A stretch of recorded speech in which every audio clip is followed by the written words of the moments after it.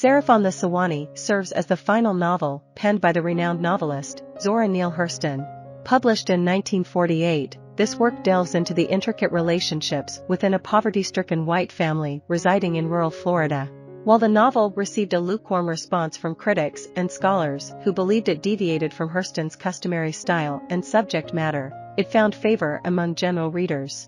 Zora Neale Hurston, an influential figure during the Harlem Renaissance, was acclaimed for her role as an American folklorist. Her literary repertoire predominantly featured African American characters and settings. However, in Seraph on the Suwanee, Hurston endeavors to highlight the similarities between black and white communities in the South. The narrative revolves around Arvay and Meserve, a financially disadvantaged white woman residing in Suwanee, a sawmill town nestled alongside the Suwanee River. Arvay is regarded as peculiar and lacking intelligence by her community. She leads a reclusive life and often succumbs to bouts of hysteria, plagued by a lack of confidence. Constantly overshadowed by her sister Rain, who is married to the local preacher, Carl Middleton, Arvay harbors a forbidden love for him, while simultaneously experiencing shame for her feelings. She understands the impossibility of their union and resents her own indulgence in such fantasies.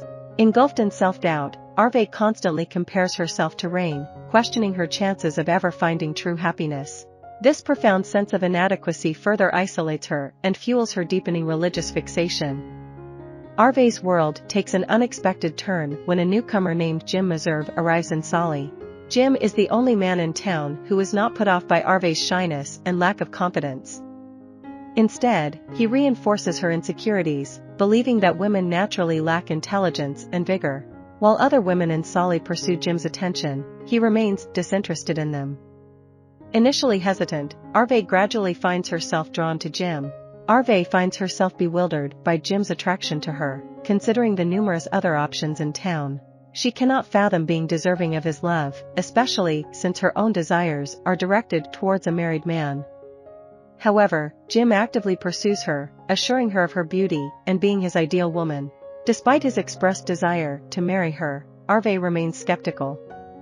One day, Jim convinces Arvay to dress in her finest attire, and they sit beneath a mulberry tree.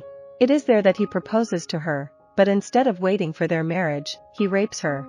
After the assault, Jim hastily arranges for their wedding, taking her to a local justice of the peace, all unbeknownst to her family.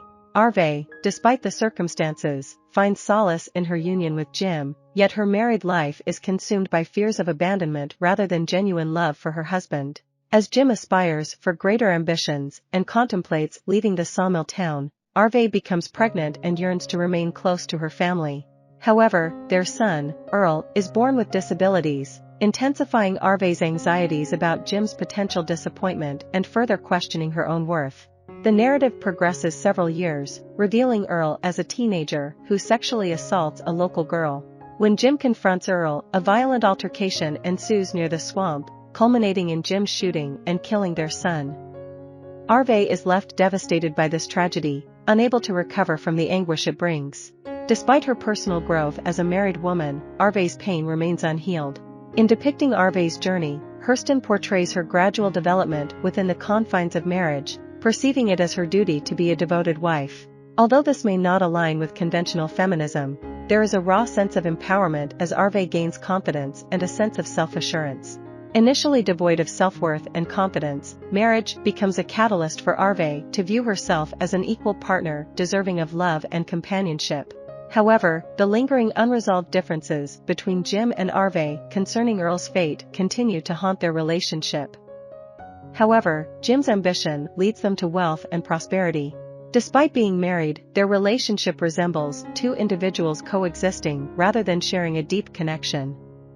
Eventually, it is Jim who grows dissatisfied with himself and the marriage. In a moment of danger, when Arvay fails to save Jim from a rattlesnake attack due to her inaction, he becomes angry, yearning for her to reciprocate the intensity of his love. Meanwhile, Arvay finds contentment in being married to someone who showers her with affection. As time passes, the couple continues to live in comfortable companionship, enjoying their growing wealth. Towards the conclusion of the novel, Arvay's concerns about Jim leaving her diminish as she gains confidence in herself and her role within their marriage. She no longer feels the need to obsess over a man who is unattainable, finding a sense of belonging among the residents of Solly. As Arvay and Jim amass great riches, it is the envy of the townspeople that becomes apparent. I hope you enjoyed this video. Leave a like if you did and be sure to subscribe. Thank you.